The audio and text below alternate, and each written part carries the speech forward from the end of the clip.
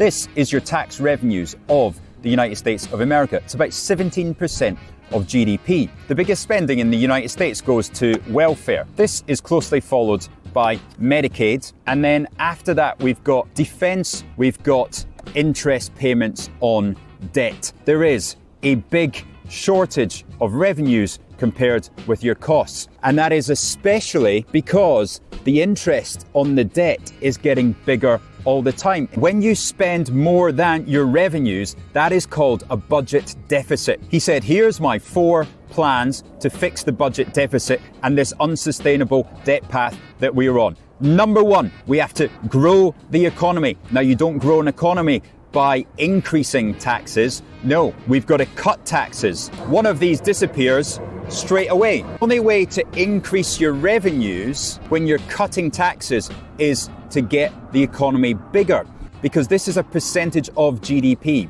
Bigger GDP equals a higher real number. Secondly, we've got to cut interest rates. That makes the debt interest payment in the future more sustainable. You've got to cut the spending. You've got to sack all those consultants. Next, you slap a load of tariffs on foreign countries that aren't paying their fair share, and therefore you start to build this revenue side. Now remember, the two don't have to equal each other. Traditionally, tax revenues are about 18% of GDP, and spending in most Western economies is around about 22%. Why can governments spend 4% more as a percentage of GDP than they take in tax and revenues? Well, it's down to GDP growth and inflation. This is where inflation is a government's friend.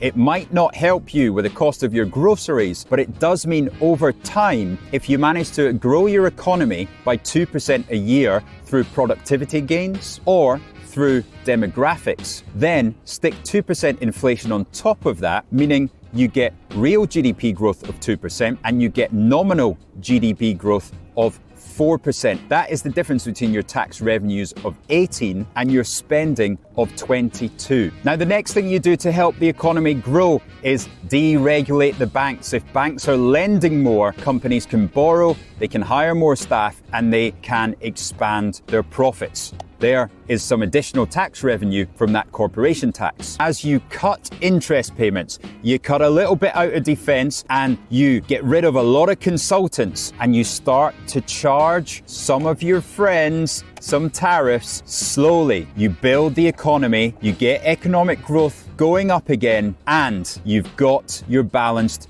budget.